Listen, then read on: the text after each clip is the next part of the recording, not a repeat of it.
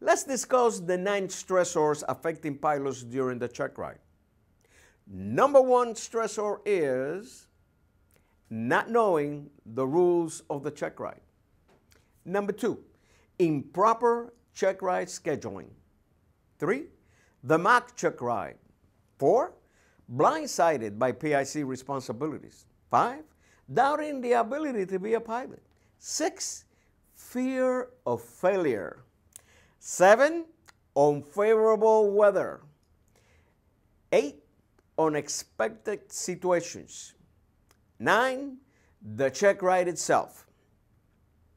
The fact that there are 9 stressors doesn't mean that all pilots suffer from all of these, but it is very likely that you can identify with one or more of these stressors. The first one, not knowing the rules of the check ride, is such a huge problem that I made a second video called The Rules of the Check Ride just to tackle this issue. The great majority of pilot applicants don't know what to expect from the examiner or what the examiner expects from them. The rules of the check ride video should be watched only after you finish watching this video, since it follows a logical sequence. The second stressor is improper scheduling of the check ride. The instructor should be the one scheduling the check ride, except if you're attending a school that has a designated scheduler. One of the biggest mistakes made is scheduling a check ride before the pilot is ready for the check ride. When the check ride is scheduled in this fashion, a new stressor has been added, and the stress level may reach red line, affecting the final progress of the training for 2 reasons. First, because now a race against the clock has begun, and secondly, the completion of the required training may be delayed by one or more of the following situations. The first one on the list is weather problems, such as wind, snow, rain, etc. These conditions can be so severe that airports sometimes have to be closed. One of the pilots that failed was based at a Suffield airport. The rain was such that it flooded the runway and it was closed for 8 days. Another thing that can happen is that the instructor may be hired by an airline company and leaves, or the instructor gets sick, or you may get sick. Another case is that some pilots have access to one airplane only. What if it breaks down? You see, the problem is most of us never think about these things or any other unforeseen reason that will prevent you from finishing the training on schedule. The word is, schedule the check ride only when you are ready. Another mistake is scheduling the check ride for a day before a required trip, like leaving the country or going on vacation or work transfer. Other pilots did schedule some important meeting or appointment right after the assumed ending time of the check ride. Remember the rule, it always takes longer than anticipated. Or an old aviation adage, if you have time to spare, go by air.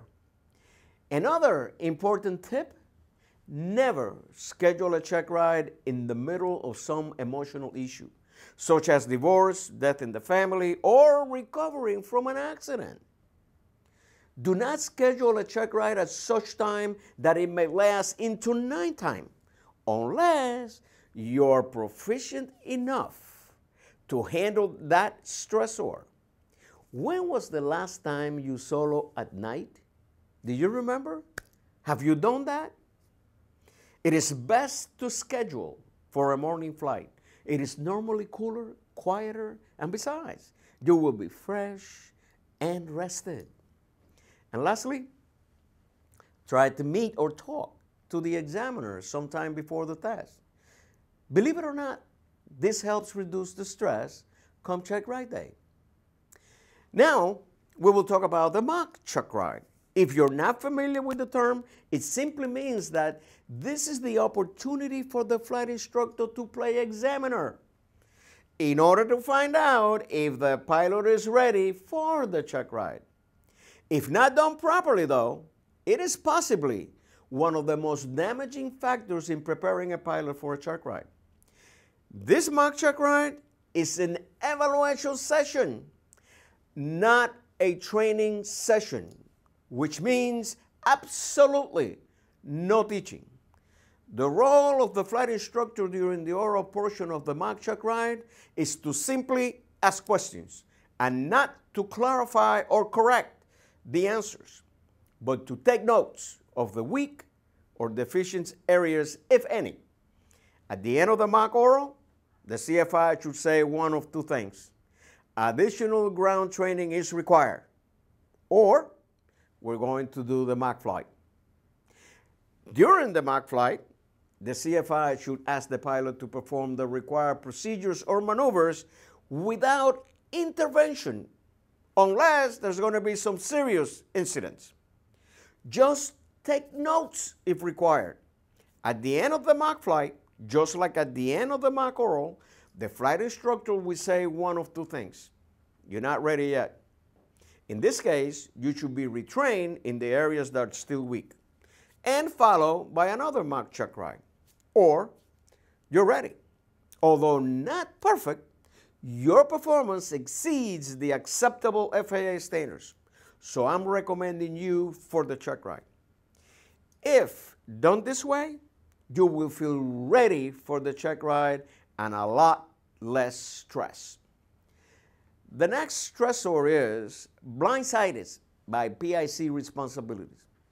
I've heard many times flight instructor, myself included, when I didn't know, tell the pilot the day before the Checkride, remember, tomorrow you'll be the pilot in command. Whoa, this is big time stressor, especially if you haven't been exercising P.I.C. responsibilities way before a Checkride day.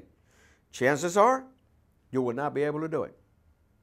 The pilot has to be so prepared and convinced of being in complete command so that they will never ask the examiner questions like, will you want me to climb to 3,000 or 4,000 feet? Hey, the examiner is a taxi driver and your passenger, not your instructor. Are you going to ask your passenger what to do? The reason for this is that the pilot is still in the student mode and not in P.I.C. mode.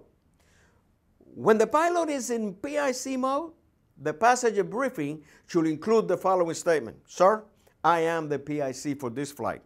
I will make all the decisions pertaining to the flight. You are considered my passenger. This is your seat. Do not place your feet on these rudder pedals and do not touch, turn, or push anything, especially if it's red or dusty, without letting me know first.